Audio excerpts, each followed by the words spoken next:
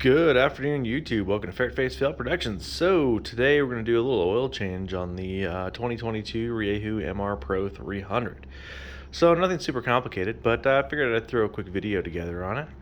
It's really no different than any other bike. But yeah, so we're just going to do a quick oil change. So one thing to note is that the drain plug is right here. So kind of hard to see. There we go. That is a tiny drain plug, and you need a kind of really small open funnel to get up in there. So that's just a keep it in mind kind of thing, because yeah, it's a little bit obnoxious. And if you're new to my channel, we're about to be putting some new skid plates and radiator guards on this from P-Tech over here, so feel free to like, subscribe, and share. Got some really cool stuff coming between the Rieju and the GPX motos. Alright, first things first, we're going to take out the skid plate, if I can. 8mm. These little ratcheting wrenches are kind of a godsend. I'm so glad I finally got a set of these.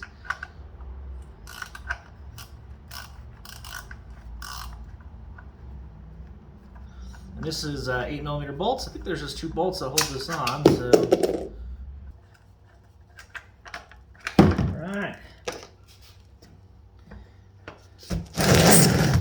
There it goes. You just got to drop it down a little bit further is all. That one looks like it'd be a 10. A little bit bigger. Yep. Sure is.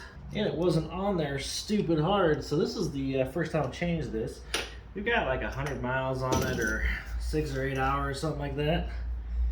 So, nothing too terribly crazy.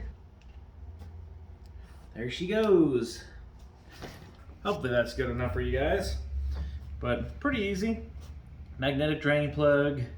Just drain her out. Now my first oil change on this, or my first time when I put oil in it, was the Motul Trans Oil. It's good stuff. It's really expensive. For break-in, I'll go ahead and use it. I think it does pretty well for protection and whatnot, but for me these days, with having as many bikes as we do, we pretty much use Rotella T5 or T6 and everything. So I'm gonna end up throwing some Rotella back in here.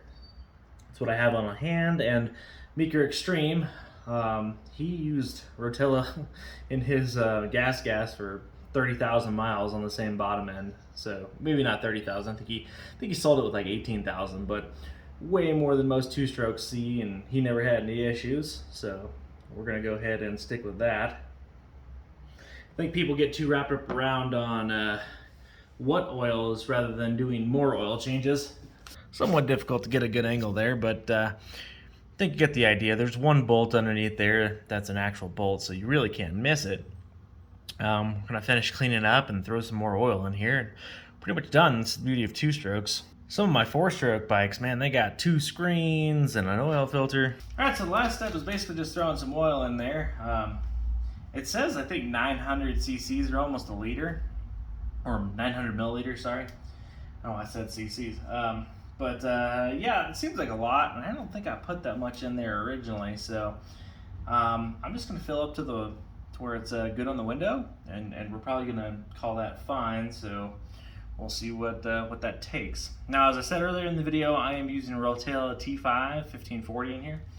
Rieju now recommends a 540. Years previous, they'd always recommended a 1040, so at the end of the day, the differences between them is pretty minimal, especially wear over time, and we've used this in pretty much all the bikes, so I don't think going a little outside of their recommended range is going to hurt anything. Now, if I notice some notchy shifting or whatever else, then we might do something different. Another kind of oddity about this bike is that this funnel hole is tiny. I don't know if they could find a better way to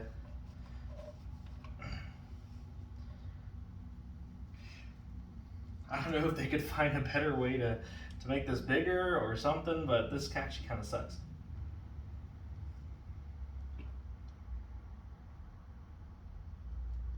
Probably on the little bit above our full line over here, but that's okay, because once I ride it around and get the oil kind of moved around in there, it'll probably be a little bit more or lower the level a little bit, I should say, but we're just above the full line on the bike's level, so pretty content with that. So after you screw this on here, you're pretty much done. And if you want to get some copper crush washers and replace them, I try to replace them every 2 or 3 changes, but I also have never had one really fail on me. So now, of course, your last step to this whole thing would be putting the skid plate back on.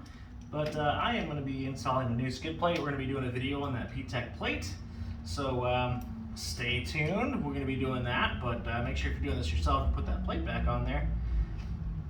A little trick is if you let the plate kind of point almost all the way towards the floor to rock the back little, I guess I'm going to call it ducktail or flap up onto the support here, and then screw it down. It makes it a lot easier. Anyways, guys, thanks for watching.